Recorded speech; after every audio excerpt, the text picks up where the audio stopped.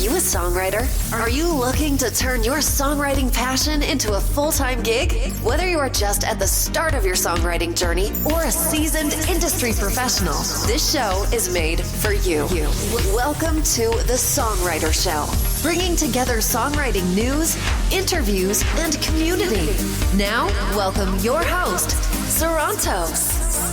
Thank you for tuning in and welcome back to the Songwriter Show right here on Reality Radio 101. I'm your host Sarantos, a solo music artist who's been writing lyrics for as long as I can remember. Words are just so important to me, and that's why I'm thrilled to host this show for you every single Tuesday evening. I believe that every song is a story. Tonight's guest is Cameron Sean. He's a hip-hop artist and songwriter, and he's a breath of fresh air to the music scene. His tracks saturated with the grippingly raw and wholeheartedly genuine perspective for which the genre is known. At 18 years old, he already has top national charts, taking over the number one spot on college radio stations across the country and capturing the attention of industry heavy hitters.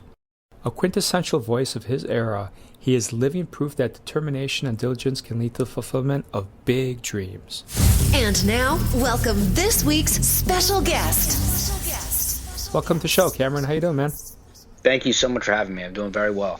You're welcome. So I'm excited to talk to you. So obviously you're 18, right? So I'm right now I'm actually 28.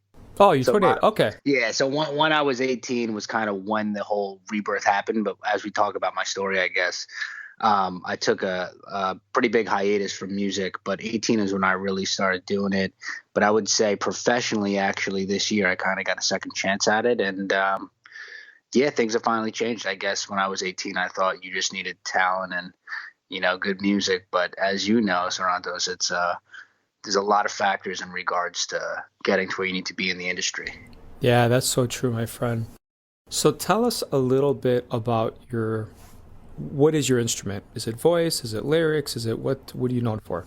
So I do sing and rap. I would say I'm definitely more of a rapper than a vocalist, but I do like to sing as well. I feel like, at least in today's hip hop, I want to differentiate myself, but because of my age and the timing and what I'm influenced by, it's very lyrical from like the artists that I used to listen to. I probably say early 2000s, mid 2000s, where I get my most inspiration from. But I try to combine lyricism from that era with today's current melodies, like today's new school hip hop sound. Okay, cool. How do you get started when you start doing something? Is it the beat? Is it the melody? Is it the grooves? Like, how do you get started? I would probably say the beat and the melody for sure. I mean, I really I wish I could go back in time and pick up an instrument, but I feel like at the level that I need to do it at for this, it would just be another time of dedication that I'd have to submit that I'm not sure if I fully have yet. But so I do use producers and people that solely create the instrumentals. But to answer your question, I would say the beat, the melody. But in terms of like just the process itself, a lot of it is kind of just freestyles off the top of my head. And, I have a notebook or a journal inside my phone where if I think of a witty punchline or something intricate that I enjoy, then I'll write it down, any type of inspiration really. But how do you decide if something's going to make it to the next step where you're going to, finish a song, make it public? I guess my management have toward the final say other than like my final say, but I really kind of get different angles of, what my management, what my mentors and team thinks about it first. Of course, I have a lot of songs sitting on the hard drive that are not fully released yet, but it kind of really depends on what we're going for and the brand that I'm trying to promote, because even though I have been writing for a while, of course, with this, whole new level of professionalism and a team and all these companies and this and that, it's, I have to be very consistent with my brand. Yeah, you said something interesting, right? It's a brand. That's what a lot of people don't realize. This isn't just about the music, it's entertainment. I'm actually reading L.A. Reid's book, and he talked about that, right? You could be great vocals, great lyrics, whatever, but you got to be an entertainer, especially when you're performing live. Exactly. And you're talking about brand management, which is so true. It's a whole brand you got to manage.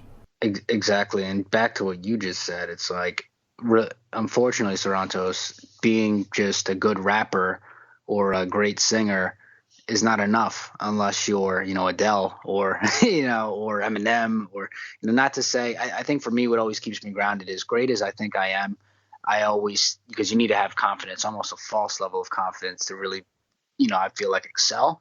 But at the same time, I get humbled a lot, and I always have these situations where I know there's tons of people out there that are more talented than me per se, but it's really a whole big picture rather than just one skill set or one thing. It's like, okay, is he likable? Is he a nice person? Does he have strong interviews? How's his stage presence? Like you said, how's his entertaining? It's just so many things that I've had to learn over the course of a couple years that have really, it's come full circle, but I'm still always trying to improve, of course. Yeah, of course. I think that's the key, right? I mean, you have to keep trying to get better. And if you feel like you've arrived, you're probably either full of it or you have arrived and now you got to pivot and figure out how to do the next thing that's going to keep you at the top, because that's an even harder challenge.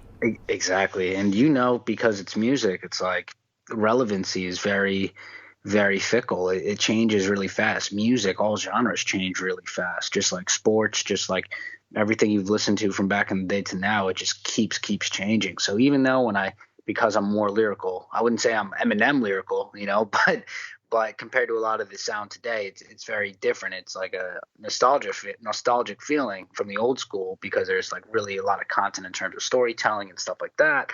But it's like, people are trying to stay relevant regardless. I think for me, and I think people that are, super successful in the long run, they don't celebrate their accomplishments very often. It's always kind of on to the next one. You got to take time to reflect, but at the same time, you can't get complacent.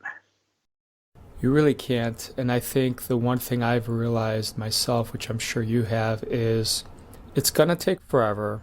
You got to keep trying to get better. And if you're chasing trends, you're already too late. The point is to try to figure out what you do well and hope that gets back in style, or create something new. There's so many elements to it that people don't realize. Exactly. And that's the hardest part. It's like you want to keep up with the Joneses, and at the same time, you're getting probably a million different opinions from people. Oh, do this, do that, do this. Make a song like this, do something. It's like at the end of the day, I always want to put my touch on my sound. So, it's me, but it doesn't sound the same every single time, where there's at least a unique cadence or something unique about what I'm doing on that particular track, where, it's Cameron Sean, but at the same time, it doesn't sound monotonous. Yeah. I can tell you that me personally, what I've realized, I was actually going through one of my songs in the past. My songwriter lessons keep revealing things to me every week. And one of the things I never realized is that your range and your tessitura on the verse versus the pre-chorus versus the chorus changed. And sure enough, I found a song, an older song, where my range and my tessitura and the notes I'm hitting are literally pretty much the same on the verse, pre-chorus, and chorus, which is a huge no-no. So I always get back to if you don't know stuff is wrong, got to keep learning, because you're going to keep making the same mistakes. Yeah, exactly. And that's just like me. I've had situations like that in certain songs where I've seen how far I've come when I listen to that, but at the same time, it's, I don't want to say it's ignorance at the moment, because it's usually from so much longer ago before you've learned certain things and met certain people. But there's almost a beauty in when you're doing it at that moment, because you don't know anything's wrong, like an innocence in a way. Yeah. I agree with you in terms of the constantly learning, because, I feel like if I'm not constantly learning, then what am I really doing? I just want to make it for the right reasons. This music, obviously, I'm not doing it to be a millionaire, because I've struggled, of course, to get to where I am, but it's been worth it so far. Finally, the hard work is starting to pay off. But to your credit, it's taken me, a decade on and off. Yeah, and that's what it takes. It takes a decade to become an overnight sensation. It's one of the things I always say, and it's so true. From the outside looking in, it's like, oh, this person's so lucky, and they have all these advantages. Of course, you got to count your blessings, and I know I'm fortunate than a lot of other artists in terms of my team and people that I've met. But I had to struggle, for a while before I could get to a point where A, I was happy with my current sound, but B, I had just a team. I realized ultimately the difference from now and that younger version of me. It's not confidence or anything like that. Obviously, skill over time has gotten better, but I have a team. I have people supporting me. And my family's always been supportive, but I have legitimately people in the business that, know what needs to be done to push the needle. Yeah, I think that's very important. So do you have the same problem I have where you hear some of your older stuff and you just kind of like cringe? You're like, oh my God, I can't believe I released that. And 100%. I think we are our biggest critics, Santos.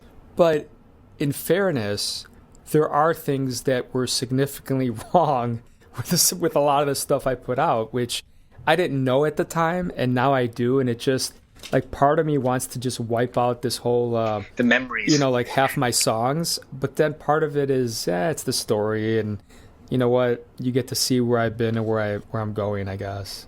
Yeah, and you know where you're headed, where you started, but also I feel like the fans and the people that have liked that older version of the music you had, you know, whether they like the current stuff, they usually, you know, if they're fans, but my whole thing is they probably appreciate that growth, you know, and they also probably appreciate the rawness of that time frame of how you did it originally. That's how I feel, you know, but you know, me and you are going to think of it differently, of course, because we're creating it. Yeah, for sure. So is there someone that you would want to be in a room with that are alive? Oh man, like artists? Yeah, anybody. Oh God, I have a list of people. I have a list of artists, but I would say today would be, I'd probably say Drake, only because I feel like he's kind of hit the market exactly how I envision myself, but he's also mixed like me. He's biracial, he's lyrical. He started the whole singing rap thing, and you know, he created basically his own genre, but he found a way to remain lyrical and true to the craft while, you know, singing as well and kind of just becoming genreless where he's just Drake. And I would like to hear his advice in terms of business, in terms of the creation process, and in terms of, you know, kind of managing, you know, how people change around you, I guess. I mean, it hasn't really happened to me too much yet. I mean, it has, but not at least in a personal circle. But I feel like you said when massive success does come to people, you know, everybody changes, even your family changes around you. So it's like, I would kind of just want to see how he navigated all those personal situations on top of his, you know, process when creating music. Okay, tell us about this song, brother. What inspired it before we listen to it? Pick Your Poison, or was it? Yeah, Pick Your Poison. So that one was that's like a workout song. That's like for me, I'm gearing up for war, you know. And as much as I love my well, I don't even say accomplices, but we'll say my competition. I respect anyone who's willing to have the guts to get on stage and make music, but I really treat this rap stuff and this music stuff like a full-time job, like life or death. And if you're not part of my team, then you're against me. So in this song, I'm basically saying that you're going to have to pick your poison. You're either with me or you're against me. And if you're against me, then, you know, you're about to see what happens when that happens, you know? All right, tell you what, let's take a listen and we'll come back and talk, okay? All right, cool. All right, everybody, check this out. Here we go. One time, yeah. It's Jackie, Cat, Cameron, Sean. I pour it up. You gon' find me in the club. Please don't ask what's in my cup. Baby, I pour it up. Cause the flow is a must, and every beat, Cameron, Sean, they all trust. Baby, I pour it up. I always did it for the love.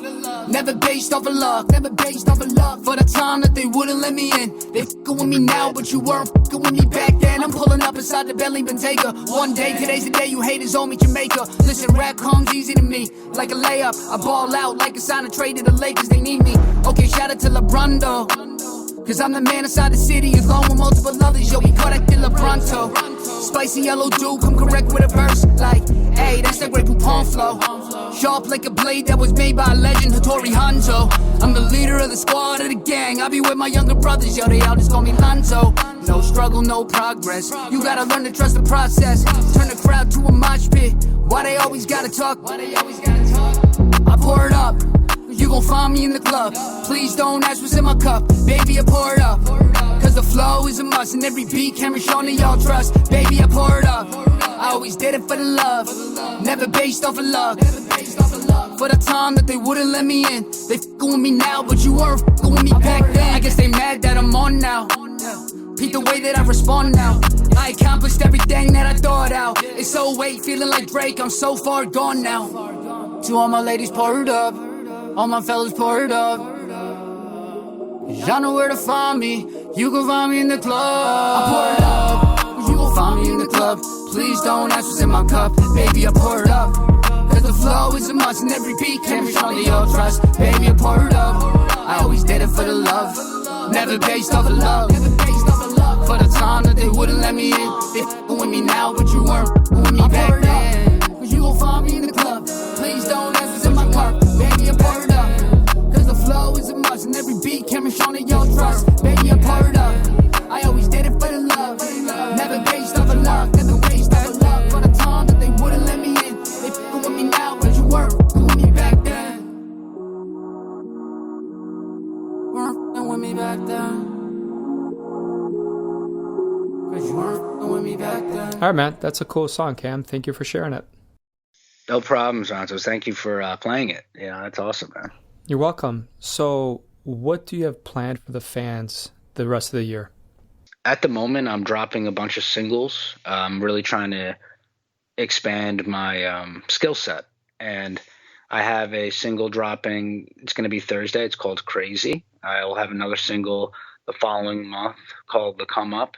But right now I have a lot of singles planned, and then in the very near future, I'd probably say within the next 6 months, I'll drop an EP or an album. Okay, that's cool. When you look at and you think about your fans, what do they mean to you? Everything. Because I feel like artists, as they grow through their situation, they kind of forget who makes them them. Other than, talent, skill set, whatever you want to call it.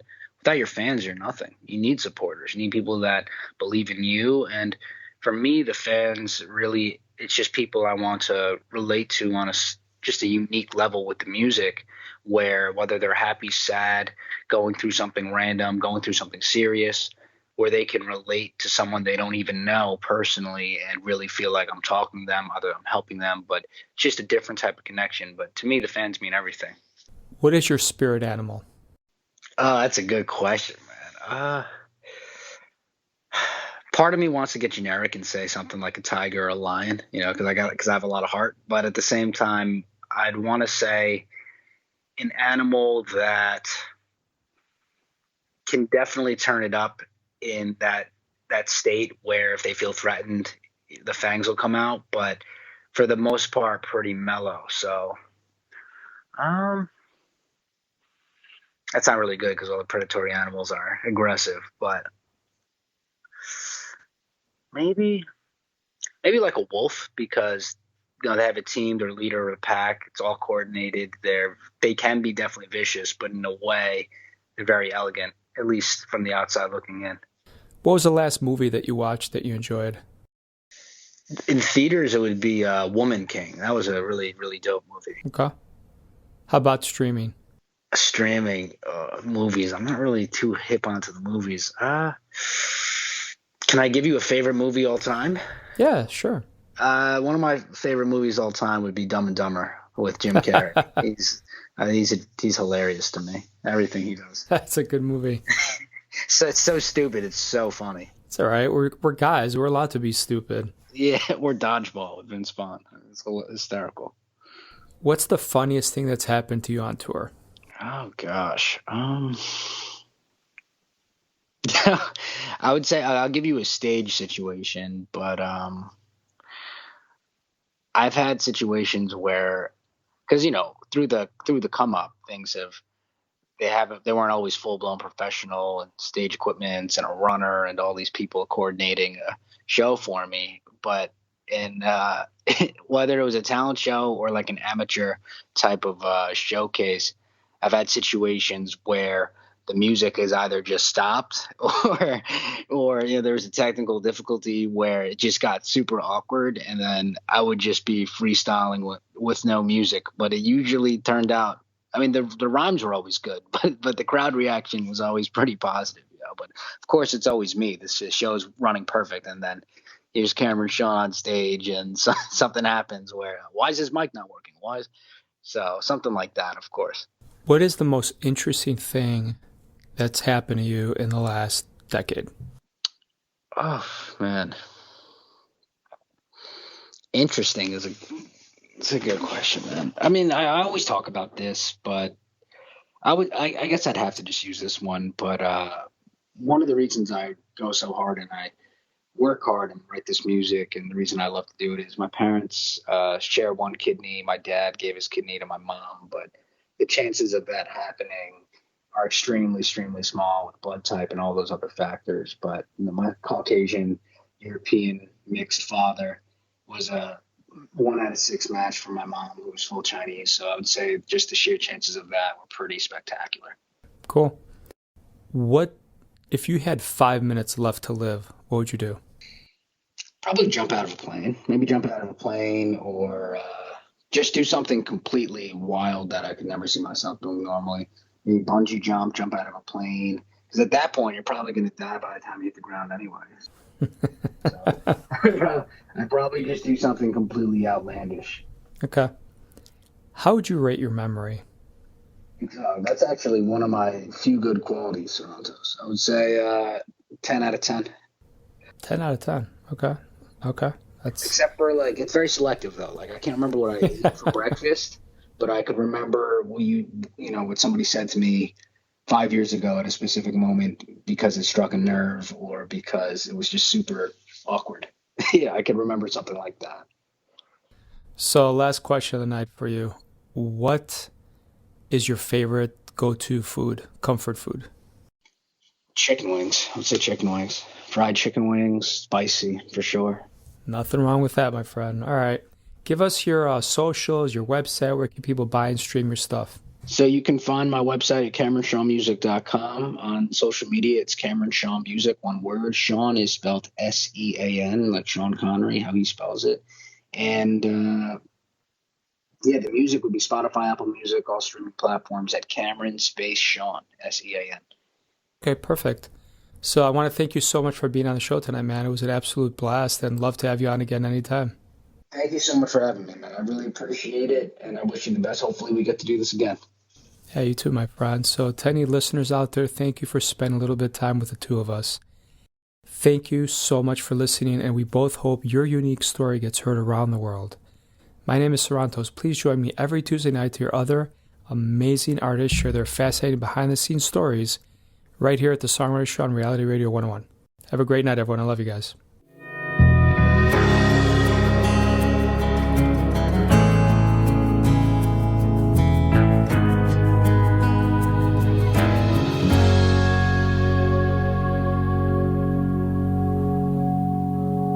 Life's an open road, every day a new adventure, opportunity behind every door, but you always want more. You swallow your doubt, can't get out of bed, never satisfied. Your tears just can't be denied. I just really, really hate it when you're struggling. I just really, really hate it when you're in pain. But all I can do is tell you to fight it and help you get the ship righted. I hope you know I'm never leaving. I'll always give you something to believe in.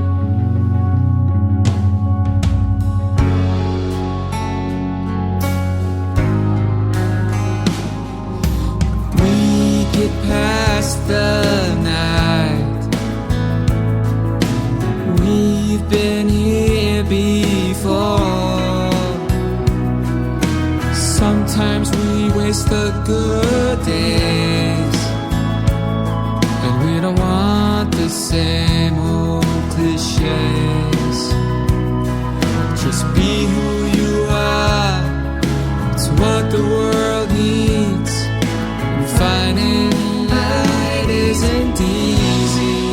would I'll always love you deeply. I just really, really hate it when you're struggling. I just really, really hate it when you're in pain. But all I can do is tell you to fight it and help you get the ship righted. I hope you know I'm never leaving. I'll always give you something, something to believe in.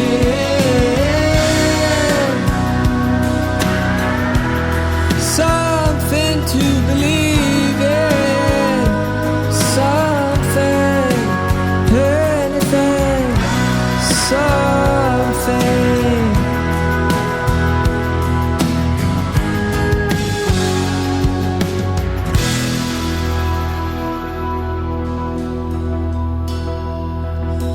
All I can do is tell you to fight it, and I'll always give you something to believe in.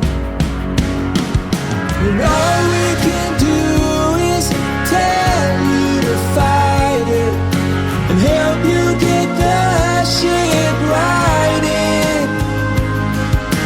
I hope you know we're never leaving.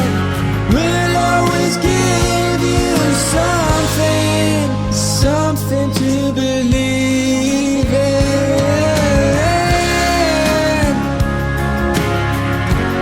Something to believe in.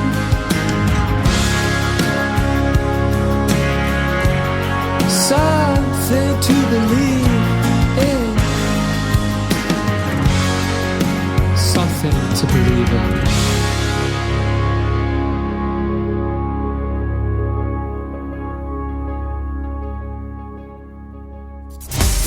Thank you for listening to The Songwriter Show.